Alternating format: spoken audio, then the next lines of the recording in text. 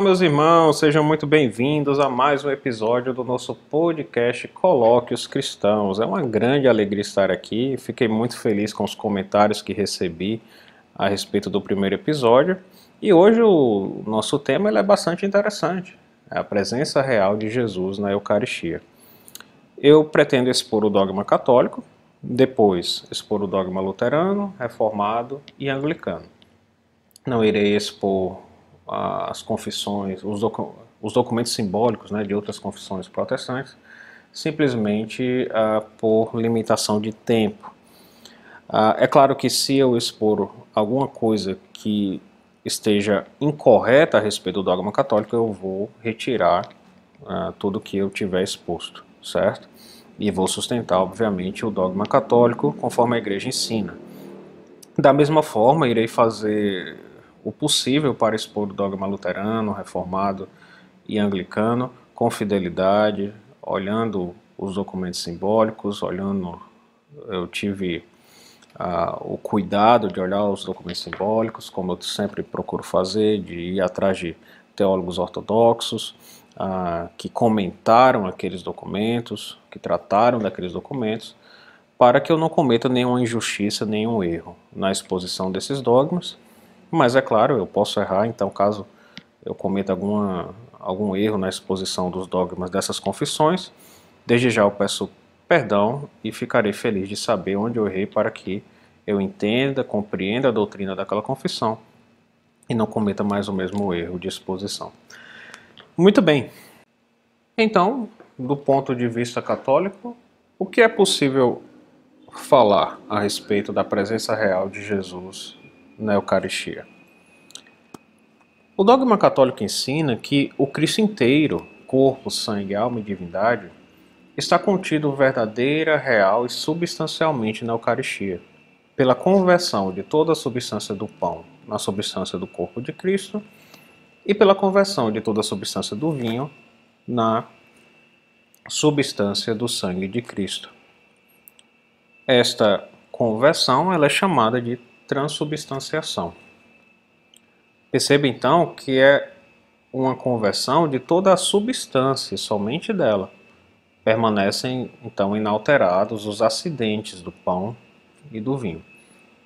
Quando a gente vê, por exemplo, a palavra transubstanciação nas confissões de fé protestantes, geralmente é condenada, e contudo ela significa justamente isso, a conversão de toda a substância do pão na substância do corpo de Cristo e a conversão de toda a substância do vinho na substância do sangue de Cristo. Está, portanto, contido verdadeira, real e substancialmente na Eucaristia o Cristo inteiro, corpo, sangue, alma e divindade. Se quisermos nos aprofundar um pouco, tem alguns fatos que é bastante interessante a respeito da explicação católica sobre alguns pontos, né?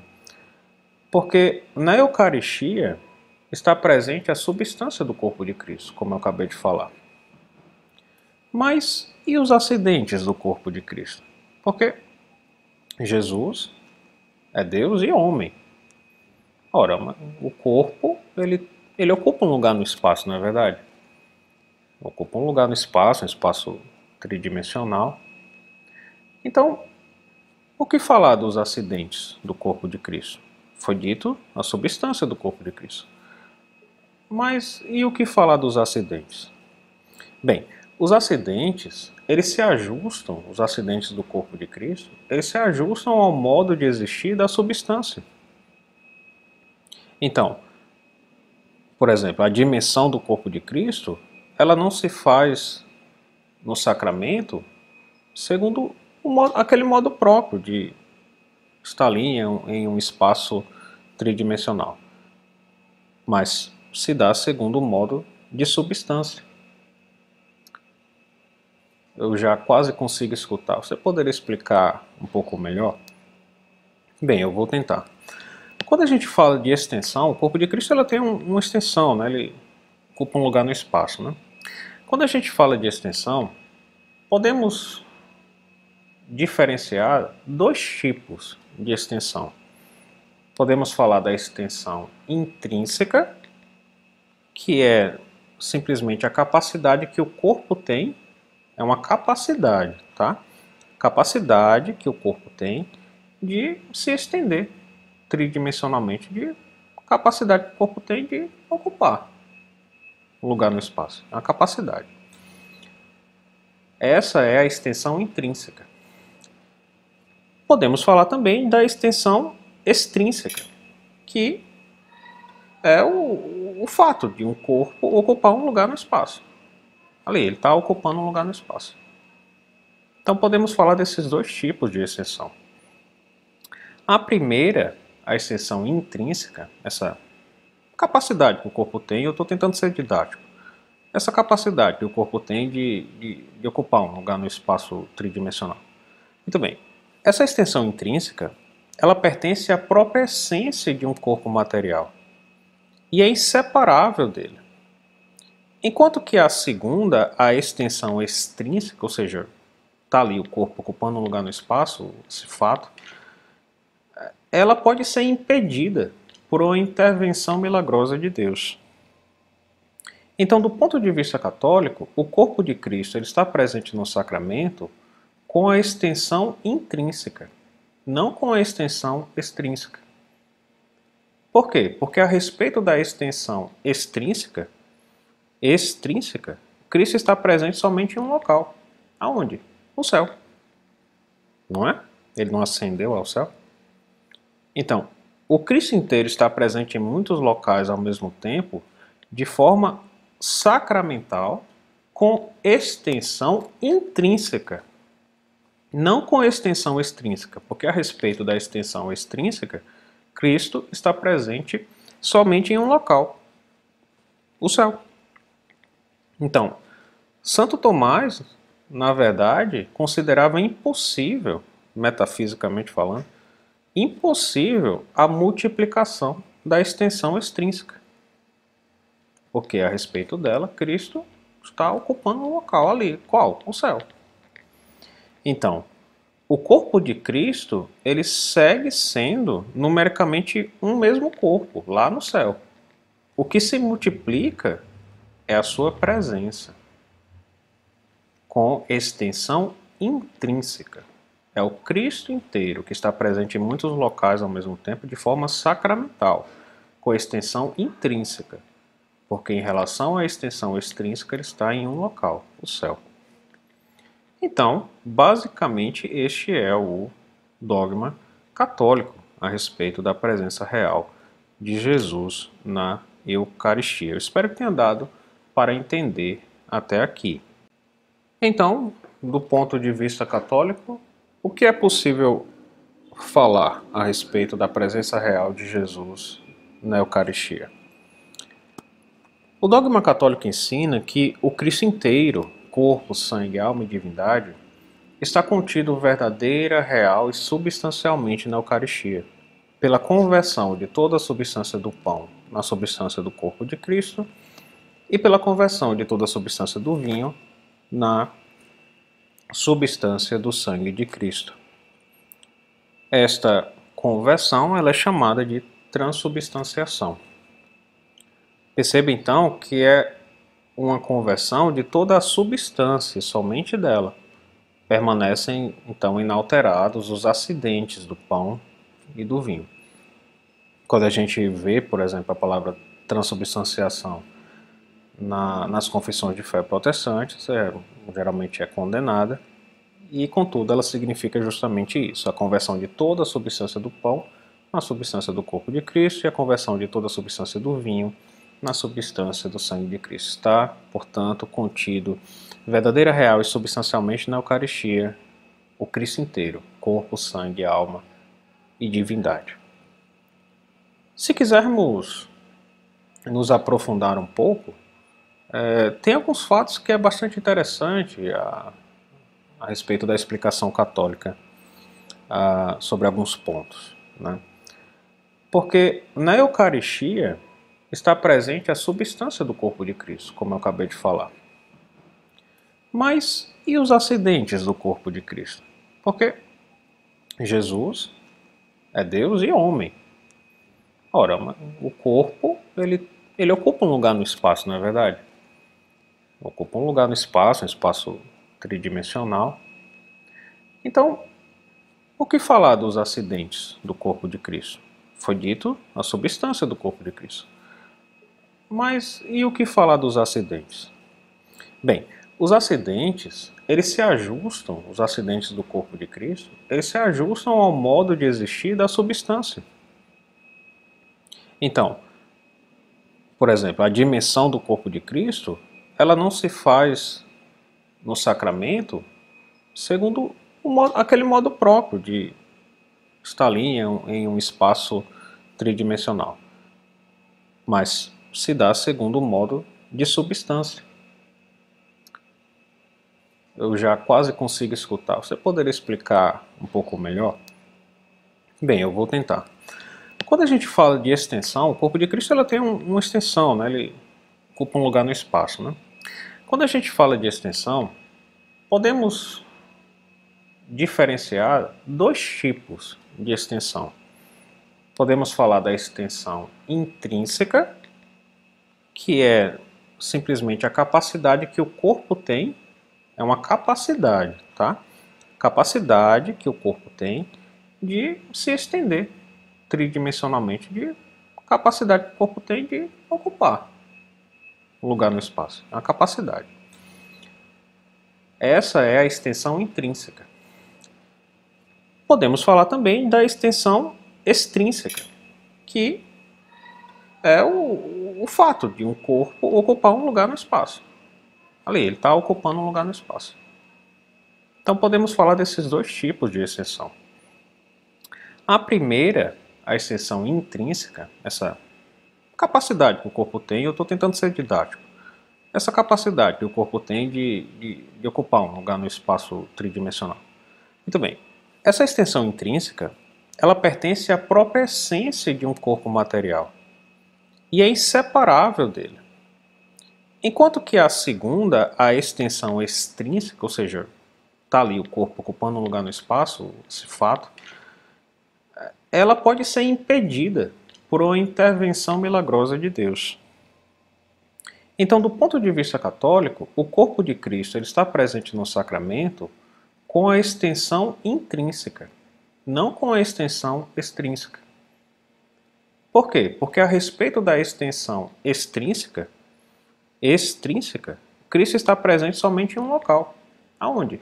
No céu. Não é? Ele não ascendeu ao céu? Então, o Cristo inteiro está presente em muitos locais ao mesmo tempo, de forma sacramental, com extensão intrínseca, não com extensão extrínseca, porque a respeito da extensão extrínseca, Cristo está presente somente em um local, o céu. Então, Santo Tomás, na verdade, considerava impossível, metafisicamente falando, impossível a multiplicação da extensão extrínseca. Porque a respeito dela, Cristo está ocupando um local ali. Qual? O céu. Então, o corpo de Cristo, ele segue sendo numericamente um mesmo corpo, lá no céu. O que se multiplica é a sua presença, com extensão intrínseca. É o Cristo inteiro que está presente em muitos locais ao mesmo tempo de forma sacramental, com extensão intrínseca, porque em relação à extensão extrínseca ele está em um local, o céu. Então, basicamente este é o dogma católico a respeito da presença real de Jesus na Eucaristia. Eu espero que tenha dado para entender até aqui. O que podemos então falar a respeito do dogma luterano? Caso vocês não conheçam, o dogma, os documentos simbólicos luteranos estão reunidos ali no livro de Concórdia. É claro que, como eu já falei no último episódio, nem todos os luteranos sustentam todos os documentos que estão ali no livro de Concórdia. Mas como o Christoph Malloy fala lá no livro Engrafted into Christ, é de se esperar que a maioria, se não quase todos, se não todos, mas eu acho que na verdade ele fala a maioria, e de fato é de se esperar que a maioria dos luteranos não vá discordar substancialmente de muita coisa ali, né? Mas temos os luteranos confessionais que sustentam todos os documentos simbólicos do livro, todos os documentos contidos no livro de Concórdia. Muito bem. O dogma luterano, por outro lado, ele vai dizer sim que o pão e o vinho são verdadeiramente o corpo e o sangue de Cristo, mas em virtude da união sacramental. Ou seja, no sacramento há uma união entre a substância do pão e a substância do corpo de Cristo. De tal modo que a Fórmula de Concórdia, o último documento simbólico do livro de Concórdia, ele dirá que o corpo de Cristo está no pão, sob o pão e com o pão. Dito de outro modo, com o pão e o vinho estão verdadeiramente, substancialmente presentes o corpo e o sangue de Cristo. Então você tem com a substância do pão, a substância do corpo de Cristo. Com a substância do vinho, a substância do sangue de Cristo. Deu para entender? Em virtude da união sacramental, ou seja, no sacramento há a união entre dois objetos, o pão e o corpo, o vinho e o sangue. E como se dá? Como é que poderíamos, melhor dizendo, nos aprofundar, como eu tentei fazer aqui em relação ao dogma católico? Bem, se formos nos aprofundar, do ponto de vista luterano, pode ser explicado do seguinte modo: a presença real do corpo de Cristo na Eucaristia se deve ao fato de que a sua natureza humana, a natureza humana de Cristo, pela união hipostática, participa dos atributos divinos, da natureza divina. Tudo bem até aqui? Como explicar que a substância do corpo de Cristo está verdadeiramente presente com o pão? É possível explicar do ponto de vista luterano, ou pelo menos tratar com um pouco mais de detalhes, do seguinte modo: que a presença real do corpo de Cristo na Eucaristia ou na Santa Ceia se deve ao fato de que a natureza humana de Cristo, unida à natureza divina pela união hipostática, ela participa dos atributos divinos. Deste modo, a pessoa inteira de Cristo, e portanto incluindo a sua natureza humana, é onipresente. Deu para entender? Então, a natureza humana de Cristo, pela união hipostática, está unida à natureza divina e participa dos seus atributos. Ora, a pessoa inteira de Cristo, a pessoa divina, então, incluindo a sua natureza humana, portanto, é onipresente. Deu para entender? Então, a natureza humana de Cristo, por participar dos atributos divinos pela união hipostática, é onipresente. Mas isso não quer dizer que a natureza humana de Cristo, do ponto de vista luterano, perdeu seus atributos. Não, o corpo de Cristo está no céu. O ensino luterano é que a presença de Cristo na Eucaristia é substancial, mas não física, local e circunscrita. Essa circunscrita, se fôssemos traduzir aí para o dogma católico, seria aquilo que a gente acabou de falar, a extensão extrínseca. Então, do ponto de vista luterano, a presença de Cristo na Eucaristia é substancial, mas não é física, local e circunscrita. Dito do modo católico, a presença de Cristo na Eucaristia é substancial, mas não é conforme a extensão extrínseca. E concordamos que não é conforme a extensão extrínseca. E concordamos que é substancial.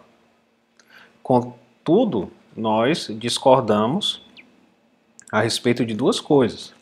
Discordamos da união sacramental, afirmamos, portanto, a transubstanciação. Toda a substância do pão é convertida na substância do corpo de Cristo. Não se dá uma união da substância do pão com a substância do corpo de Cristo. Discordamos por um lado e discordamos da explicação dada, que é possível ser dada do ponto de vista luterano, ou seja, que a natureza humana de Cristo é onipresente, certo? Discordamos disso, consideramos que a extensão extrínseca ela é metafisicamente impossível de multiplicar-se, certo?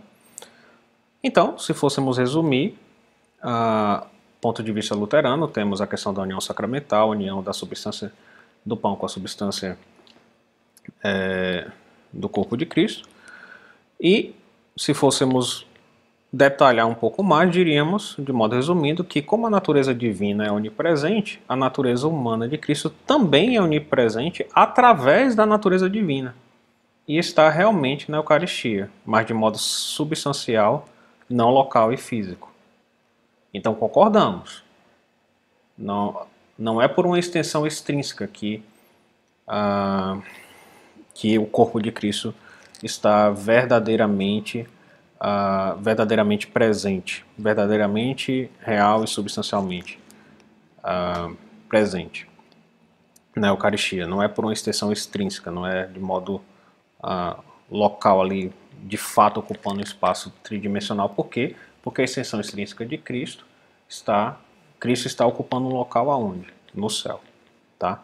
Então discordamos a respeito da união sacramental e discordamos desta explicação que a natureza humana de Cristo é onipresente. Dizemos que a extensão extrínseca, né, Cristo está somente em um local.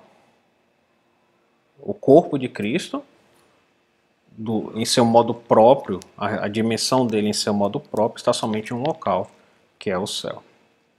Espero que tenha dado para entender. Eu sei que são temas mais profundos, né, mas estou tentando ser o mais didático possível. A respeito então do dogma reformado, podemos ver com mais detalhes, por exemplo, na Confissão de Fé de Westminster, no capítulo 29.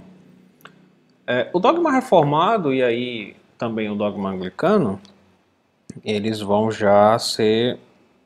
vão seguir um outro caminho diferente, bastante diferente do católico e também diferente do dogma luterano. Do ponto de vista reformado, na Santa Ceia os elementos eles permanecem sendo real e somente pão e vinho. Por quê? Porque o pão e o vinho são símbolos do corpo e do sangue de Cristo, ainda que não sejam símbolos vazios, né? Você pega, por exemplo, o comentário da Confissão de Fé de Westminster feito pelo Dr. Hodge. Ele vai falar que o isto é meu corpo, ele tem sentido de simbolizar, representar. Mas não são símbolos vazios. Por quê? Porque apesar o pão e o vinho serem símbolos do corpo e do sangue de Cristo, ao comungar com dignidade o pão e o vinho, o crente ele se alimenta realmente, mas espiritualmente, pela fé, não de modo carnal ou físico, do corpo de Cristo. Por quê? Porque o corpo de Cristo, aqui eu estou dando o que eu estou descrevendo aqui, do ponto de vista reformado, porque o corpo de Cristo ele é finito e material e ele está no céu. Deu para entender? Vamos de novo aqui, então. O pão e o vinho são símbolos do corpo e do sangue de Cristo, mas não são símbolos vazios. Aquela frase, isto é meu corpo, tem o sentido de isso simboliza, isso representa o meu corpo. Por quê? Por que não são símbolos vazios? Porque ao comungar com dignidade o pão e o vinho, o crente ele realmente se alimenta do corpo de Cristo, mas de modo espiritual, pela fé, não carnal ou fisicamente. Por quê? Porque o corpo de Cristo, do ponto de vista reformado, ele é finito e material e está no céu. Então, do ponto de vista reformado, o corpo e o sangue de Cristo não estão corporalmente ou carnalmente no pão e no vinho. Nem com eles, nem sob eles, mas estão real e espiritualmente presentes à fé dos crentes. Então, é o Espírito Santo que usa o sacramento como seu instrumento para unir verdadeiramente e realmente a nossa alma a Cristo, fazendo-a participar verdadeiramente em Cristo. Mas o alimentar-se de Cristo é puramente espiritual, efetuado pelo Espírito Santo e no exercício da fé. Obviamente, do ponto de vista católico, nós discordamos, né? Discordamos, mas é interessante aqui algumas coisas. A primeira, do ponto de vista reformado, quando se fala que ao comungar com dignidade o pão e o vinho, é claro aqui que eu não estou lendo o documento simbólico, eu estou dando um resumo do ensino, né? Ao comungar com dignidade o pão e o vinho, o crente se alimenta realmente mais espiritualmente pela fé e não carnal e fisicamente do corpo de Cristo, pois ele é finito e material, estando no céu, ou seja, ao receber o pão e o vinho, o fiel, pelo Espírito Santo, participa verdadeiramente em Cristo, recebe espiritualmente o corpo de Cristo. Por quê? Por que eles trazem essa ideia? Por causa de que o corpo de Cristo ele está no céu. E do ponto de vista católico, não negamos isso. Sim, ele está no céu. Mas a presença substancial de Cristo na Eucaristia não nega que Cristo está no céu. Como foi dito, essa extensão extrínseca, né? O corpo de Cristo está ocupando um local, e é só um local, é o céu. Mas Cristo está presente em muitos locais ao mesmo tempo, de forma sacramental, com sua extensão intrínseca. Deu para entender? Então é verdade, como o reformado fala, o corpo de Cristo ele está no céu. Mas dizer que a conversão de toda a substância do pão na substância do corpo de Cristo, digamos assim, porventura prejudique essa verdade, que o corpo de Cristo está no céu, não vem ao caso, não é verdade. Não sustentamos enquanto católicos isso. O corpo de Cristo está no céu, mas o Cristo inteiro está presente de forma sacramental. E os acidentes do corpo de Cristo, eles se ajustam ao modo de existir da substância. De modo que Cristo, presente de forma sacramental na Eucaristia, ele está lá com uma extensão intrínseca, simplesmente com a capacidade que o corpo tem de ocupar um espaço. Mas ele não ocupa, de fato, um espaço tridimensional, porque o corpo de Cristo, ocupando um local, está só em um canto, no céu. Então, do ponto de vista reformado, temos aqui algumas realidades. Primeiro, o pão e o vinho, eles permanecem sendo pão e vinho. Ponto. Certo? E nós discordamos. Dizemos que já não é mais pão, já não é mais vinho. Isto é meu corpo, tomamos literalmente. Não no sentido de simbolizar ou representar.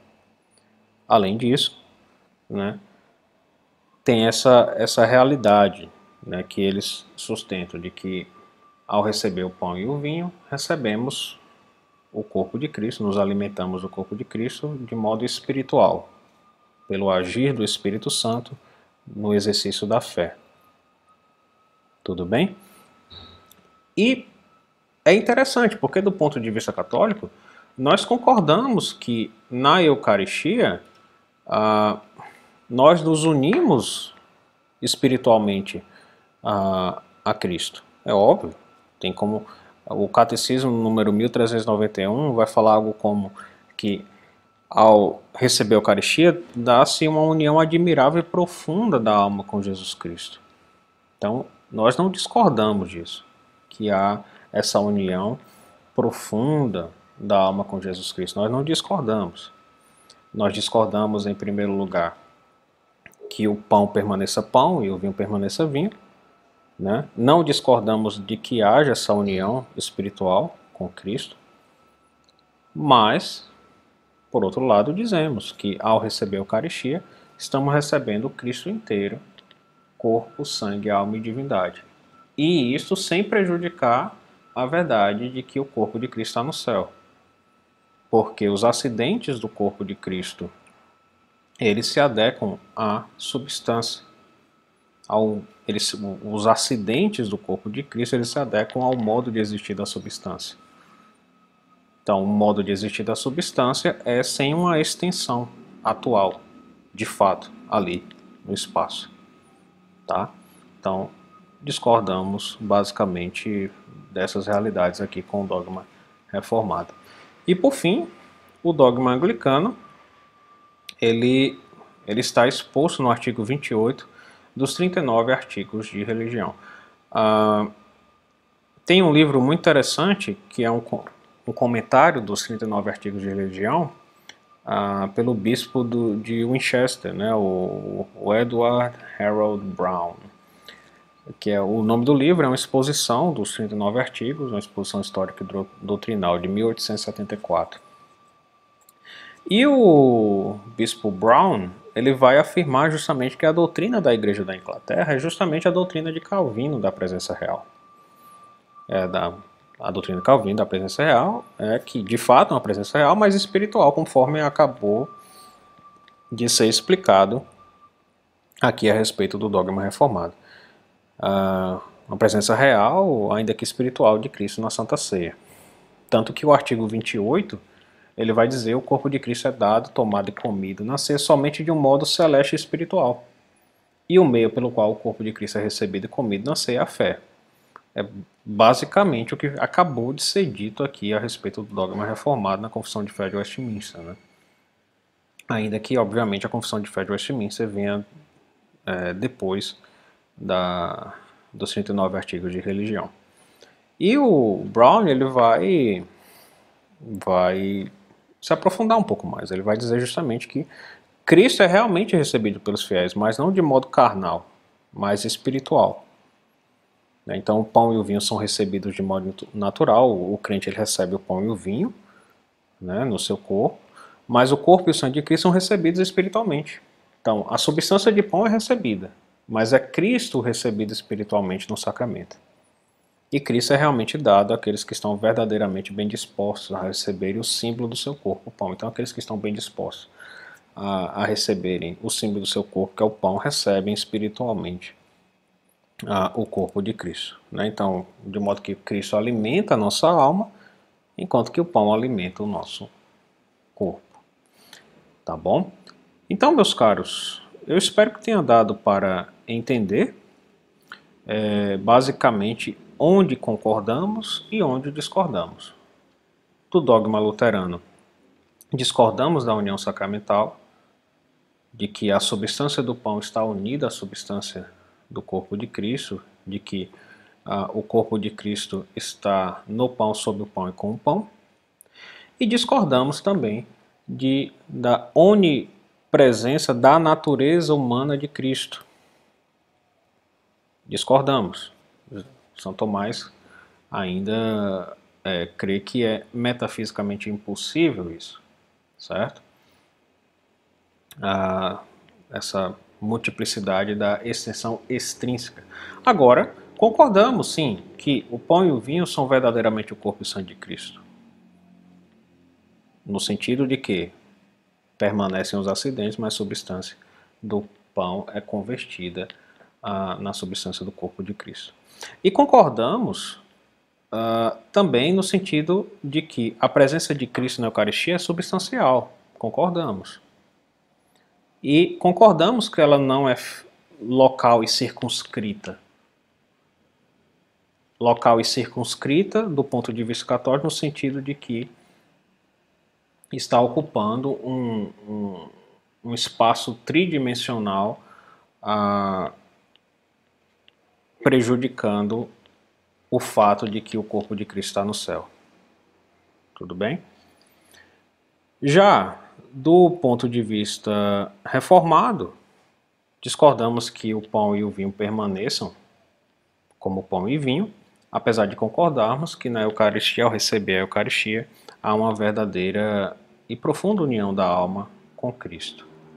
Certo? E o dogma anglicano, ele como que por certos aspectos, né, repete o dogma reformado, tá? Então, meus irmãos, eu espero que tenha dado para entender. Como eu já falei, eu não sou infalível, eu tentei explicar aqui de um modo didático.